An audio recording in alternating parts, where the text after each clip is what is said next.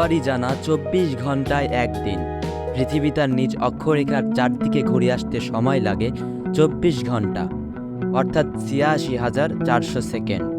প্রতিদিনকে ভাগ করা হয়েছে ঘন্টা, মিনিট এবং সেকেন্ড হিসেবে। একটি সকাল থেকে আরেকটি সকাল আসতে সময় লাগে ২৪ ঘন্টা। আর এই সময়ের পরিক্রমণটি নির্ধারণ করা হয়েছে নিজ অক্ষের ওপর পৃথিবীর আবর্তনের বিষয়গুলোর ওপর। তবে নতুন সেই আবর্তনের সময় নিয়ে শুরু হয়েছে একরকম গণ্ডগোল। এর উল্লেখ্য একটি কারণ হলো পৃথিবীর জলবায়ু পরিবর্তন। পৃথিবী যে দিনরাত নিজ অক্ষরেখার চারপাশে ঘুরছে, সেই ঘূর্ণন গতির কিছু কম বেশি হয়ে থাকে পৃথিবীর সৃষ্টির শুরু থেকেই। এখন নতুন করে পৃথিবীর ঘূর্ণনে ধীর গতি লক্ষ্য করা যাচ্ছে। পৃথিবী তার অক্ষপথে ধীর গতিতে চলছে। পৃথিবী ধীর গতিতে চলার ফলে আমাদের ঘড়ির সময়কে প্রভাবিত করতে পারে। পৃথিবীর ঘড়ি থেকে কেটে নেওয়া হতে পারে সময়। বিজ্ঞান গবেষণার বিখ্যাত জার্নাল নেচারে প্রকাশিত এক গবেষণায় বলা হয়েছে, বৈশ্বিক উষ্ণায়নের ফলে এমনটি হয়েছে। কিন্তু কিভাবে? চলুন জানব আজকের ভিডিওতে। ক্রমবর্ধমান তাপমাত্রার কারণে মেরু বরফ গলে যাওয়ার ফলে পৃথিবীর অন্য সময়ের থেকে ধীরগতিতে ঘুরতে শুরু করেছে। জলবায়ু পরিবর্তনের ফলে যে হারে বরফ গলছে তার প্রভাব পড়ছে গোটা পৃথিবীর জলভাগের উপর। এতে পৃথিবীর বিভিন্ন অংশে ভরের পরিবর্তন হচ্ছে, যার সরাসরি প্রভাব পড়ছে পৃথিবীর ঘূর্ণনে।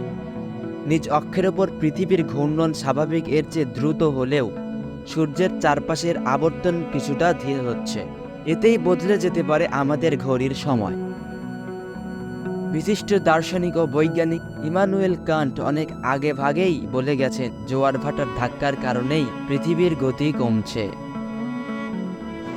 সাধারণত চাঁদের আকর্ষণেই জোয়ার ভাটার সৃষ্টি হয়, কিন্তু পানির ঘনত্ব আর সমুদ্র পানির পরস্পরের ঘর্ষণের কারণে পানি ফুলে উঠতে কিছুটা দেরি হয়ে যায়। এর মধ্যে পৃথিবী তার নিজের অক্ষে কিছুটা ঘুরে যায়। অন্যদিকে জোয়ারের পানি যখন ফুলে ওঠে তখন চাঁদের আকর্ষণ সরল রেখায় না হয়ে কিছুটা বাঁকাভাবে হয়। এতে সমুদ্রের পানি পৃথিবীর উপর তার গতির বিপরীত দিকে আছড়ে পড়ে। প্রতিক্ষণের এই আঘাত পৃথিবীর স্বতঃস্ফূর্ত গতিতে বাধার সৃষ্টি করে। জোয়ার ভাটা ছাড়াও চাঁদের সূত্র গতিবিধিতেও এ ব্যাপার কিছু প্রমাণ ধরা পড়ে। যেমন পৃথিবীর গতি একটু একটু করে কমতে থাকায় চাঁদও একটু একটু করে বেশ কিছুটা দূরে সরে যাচ্ছে।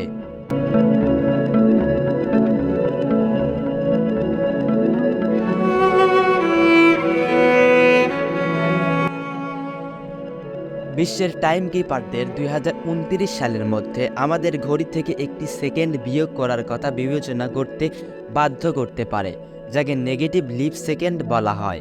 বৈশ্বিক উষ্ণায়নের কারণে গ্রিনল্যান্ড এবং অ্যান্টার্কটিকায় বরফ গলছে, যার ফলে বৃদ্ধি পাচ্ছে পৃথিবীর জলভাগ।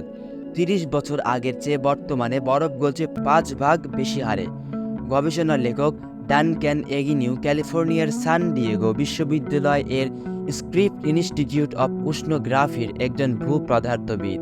তিনি বলেন, জলবায়ু পরিবর্তনের ফলে পৃথিবীর ঘূর্ণায়নের যে পরিবর্তন হয়েছে তাতে খুব শীঘ্রই ১ সেকেন্ড কেটে নিতে হবে ঘড়িগুলো থেকে। এটি কম্পিউটার নেটওয়ার্ক টাইমিং এর জন্য বড় ধরনের সমস্যা তৈরি করবে। পৃথিবীর প্রায় সব অঞ্চলে ঘড়ি এবং সময়কে পরস্পরের অনুরূপ রাখতে যে ঘড়িটি ব্যবহার করা হয় তা হলো গ্লোবাল ইউনিভার্সাল টাইম, যাকে সংক্ষেপে বলা হয় ইউটিসি। এই সময় পৃথিবীর ঘূর্ণায়নের উপর নির্ভরশীল।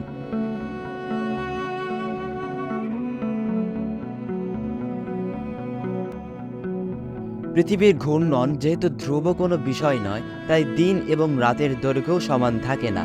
অতীতে চাঁদে যাওয়া অ্যাস্ট্রোনটরা চাঁদে যেসব যন্ত্রপাতি ফেলে রেখে এসেছেন, এ যুগে সেগুলোর ওপর ভিত্তি করেও দেখা গেছে ৫০ বছর আগে পৃথিবী ও চাঁদের মধ্যে যে ব্যবধান ছিল, এখন সে ব্যবধান আগের তুলনায় বেশ খানিকটা বেড়ে গেছে।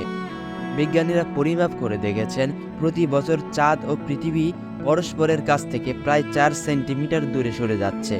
১৯৭০ সালের পর থেকে এখন পর্যন্ত ২৭ লিপ সেকেন্ড যুক্ত হয়েছে পৃথিবীর ঘড়িতে। ২০২৬ সালে প্রথমবারের মতো ১ সেকেন্ড কমানোর কথা ভাবছেন বিজ্ঞানীরা। একে বলা হচ্ছে নেগেটিভ লিপ সেকেন্ড। প্রায় ৭০ মিলিয়ন বছর আগে দিনগুলো ছোট ছিল, যা ২.৫ ঘন্টা স্থায়ী ছিল, যা এখন এসে দাঁড়িয়েছে ২৪ ঘন্টায়।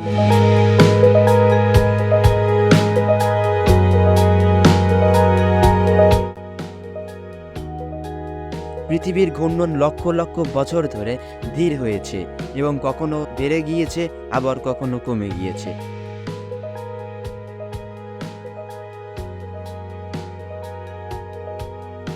প্রায় 460 কোটি বছর আগে তৈরি হয়েছিল আমাদের এই পৃথিবী। ধুলো এবং গ্যাস থেকে ক্রমে এই আকার নিয়েছে। মধ্যাকর্ষণ শক্তির প্রভাবে সেগুলি জমাট বাঁধতে শুরু করে। তখন থেকেই শুরু হয় আহ্নিক গতির। এই পরিবর্তন নিয়ে আমাদের ভয় পাওয়ার কিছু নেই, কারণ এর পরিবর্তনের হার খুবই সামান্য।